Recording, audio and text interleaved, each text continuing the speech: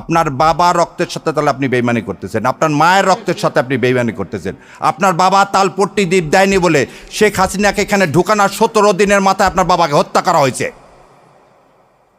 আপনার বাবা পানি চুক্তির আন্ডারে ফারাক্কাকে বলছিল উড়িয়ে দিবে। আপনার মা এই পানির দাবিতে ইউএন পর্যন্ত গেছিল, সেজন্য আপনার মাকে কিন্তু ক্ষমতা থেকে কীভাবে চলে গেছে। আর আমার ধারণা আপনার মাজার ব্যথা এখনও যায়নি।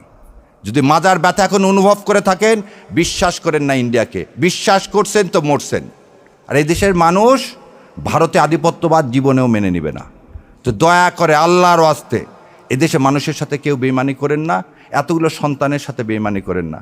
তাই আমি জানি না আমার বিএনপির ভাইরা এই আনন্দবাজার পত্রিকার তারা বিবৃতি দিয়ে জানাবেন। যদি বিবৃতি দিয়ে না জানান, আপনাদের মাধ্যমে জাতির কাছে বলে যাচ্ছি, বিএনপির তার মৃত্যু সন্নিকটে। যদি ওই তথ্য সত্য হয়, আপনি ভারতের কাছে দস্তখত দিয়ে যদি এ দেশে আসেন, তাহলে আপনার মৃত্যুর সন্নিকটে। যার শত্রু ভারত, তার আর কোনো শত্রুর দরকার নাই। যার শত্রু ভারত, তার আর শত্রুর দরকার নাই। আর যার বন্ধু ভারত, তার আর মৃত্যুর বেশি দিন নাই। আর ডেইলি স্টাররা যখন আপনার প্রশংসা করবে, তখন বুঝবেন আপনি ভুল পথে আছেন।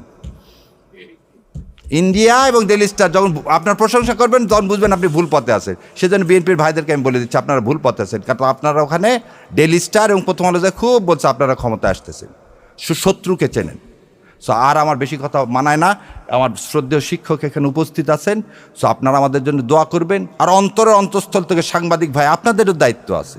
দয়া করে এই মিথ্যাগুলোকে আপনারাও বলেন যে একটা লোক, একটা বিল্ডিং আগুন লাগলো, সে ঢুকলো কিভাবে, বেরোলো কিভাবে, আর সে কিভাবে বলে যে সাংবাদিক পুড়িয়ে মেরে ফেলে দেওয়ার ষড়যন্ত্র হয়েছে।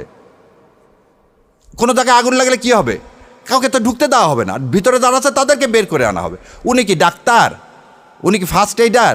না উনি ফায়ার ব্রিগেডে জয়েন করছে? সো এর থেকেই বোঝা যায় এটা কত পরিকল্পিত, কত সুপরিকল্পিত। এর জন্য ধিক্কার জানায়। আর